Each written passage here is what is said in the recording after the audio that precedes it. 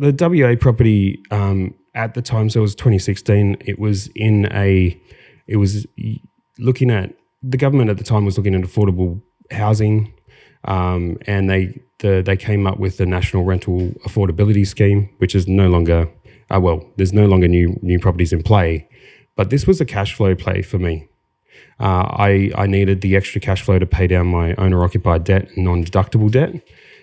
So I went after the cash flow play on this one. So it was a property where I'm providing the tenant 20% less than market rate of rent, and the government is reimbursing me tax incentive-wise on that property. So just as similar to people that I come across now, their first property typically has a bit more of the rental income to accommodate and give them a good experience on their first property. Some people have a different journey altogether, but my specific journey was to get after the cash flow play so I could hammer back at the owner-occupied debt that I took on to keep my wife happy, because happy wife, happy life. Do you know that's the exact thing I wanted to do? My version of what I was trying to do was I wanted to build cash flow around the principal place of residence to support not only the mortgage but the living costs. That's just mentally how I was thinking about it. I think it's we'll go back to wine again. I think my palate has become more seasoned and I view things a little bit differently now. But at the time, I think that's a very common thing for people, is the idea if they can get tenants paying down the mortgage they're in, it's a really, really powerful strategy. And I remember that scheme being around. I shouldn't say scheme, that incentive being around from the government back then. What led you to the next property here, Aaron? Yeah, so my next property was that after I got that property, and from a full disclosure, I was still working my business part-time and I had a full-time job. So that property that I bought in WA was one of the ones that I snuck in while I had my PAYG wage. So full disclosure, it wasn't 100% on my business income.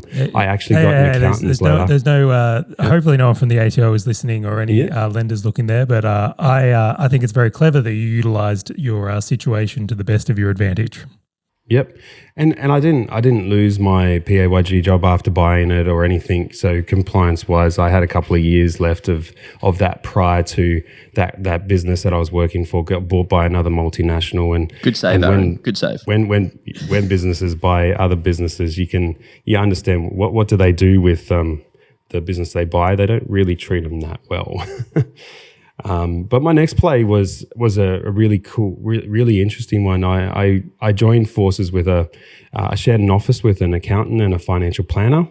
I doubled down on my business this time, and I'm now full-time business owner. So principal place of residence, 3 kids, an investment property, doubled down on my business going full-time. And with going full-time and trying to invest all your time and effort and energy into your business, which is a big asset of mine, is that your savings has a little bit of a tumble when you're trying to manage everything personally and get the new business in and keep going. And that's where I spent a couple of years pushing and hustling in the business. And then we had this strange thing in the office that we were tenanting. It wasn't really set up too well from what we needed at the time, and we wanted to go out and try to find how could we buy a property. How could we buy a property to house our office? Could we do it together with the accountant and financial planner? Do we have to do it separately? How can we build our wealth? How can we not entangle ourselves together? So we had all these discussions come into it, and what we found is that whilst I worked for like 10, 12, 13 years as an employee, I found that I had a stash of cash that I could recycle to make an effect on my business. So with the right advice, I was able to set up a self-managed super fund. That self-managed super fund was able to buy the office that I'm currently in. So right behind me, my self-managed super fund owns this office, and my business is able to rent back to my super fund. So you can just imagine the landlord-tenant conversations in front of the mirror. Yeah, I hear that guy's a jerk. He always asks for the money every month. That's right. Powerful strategy. So that's an interesting thing here I will bring up. Not a lot of business owners are aware of this, but you can actually utilize your super to buy a premise you can work from or should need to work from. Actually, I've heard it's more common with like mechanics, who need workshops and things like that. Warehouses is another one. But even in a service business like yours, Aaron, like it's an interesting way to utilize super and something I've considered myself. I think it's a really powerful strategy. But there are some limitations, and I bought the self-managed super fund property at a pretty good price, and I'm sitting in a little town that's about 15 minutes north of St Mary's. And in Sydney, Australia, St Mary's is fairly close to new train lines and new infrastructure. For example, the second airport in Sydney. So I'm in prior to some of this stuff all getting eventuated, but there is construction going on for that infrastructure play. But now, if I look at my investment a couple of years later in the self-managed super fund, it's risen exponentially. The market rents and all the compliancy stuff that I've had to do is that it's an increasing market. Now I had to utilize money to help build business where I didn't have it in the business to be able to sacrifice to buy a property to do it at the time. I was able to use another area of my life to make a future play. Now with the self-managed super fund, having the property go up in price and now having build up the business more, I can't really access the growth or anything there because super it's a raw asset that the government and the legislation says, yep, you've got that asset, you can do that, but once it's paid down, it's paid down. You can't get the equity, you can't get the redraw, you don't have the same metrics of lending and product specifications that you do outside of super, but it was a play, it's paid off. And my staff love it.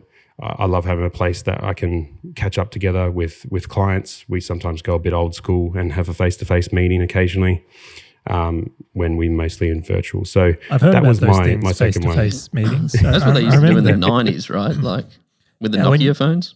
And you get your yellow pages Nokia out with phones, your yeah. BlackBerry. Like it was a thing. I heard I about remember it. them. My mum tells me about them all the time.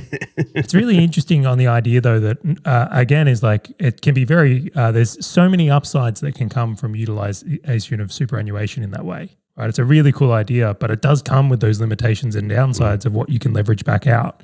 Now, I'm clearly not qualified to comment on who should use super and who shouldn't in what circumstance, and that is an area where people will want to get specialized advice. I just think it is so important to consider on this journey as a business owner because it could be an edge, it could be an advantage in a huge way, or the ability for you to get a premise to work from or not, which could make a massive difference in your business overall. So, Grant, I can see you're itching to chime in. What do you got? I just think of it like a Swiss Army knife, right? Like if you have a Swiss Army knife and you try and use the corkscrew to go and cut a piece of wood or to try and sharpen something, it's just never going to work. And so everybody just has that Swiss Army knife and they just need to use the right tool in order to solve the right problem. And so in that scenario, it's like Aaron had that problem, which cool, I'm going to pull out the corkscrew, let's go and use it. So we've got the principal place of residence. We've got the investment property in WA. We've got the office, which is an awesome office, by the way. Let's continue this journey. Where to from here? So I took a play as I was building business. I personally took a play of going down the path. I wanted a dual occupancy property. I wanted a main bedroom, main house, and a granny flat. So a 4-bedroom and a 1-bedroom. So mid last year, I was able to purchase a block of land in Tamworth in New South Wales.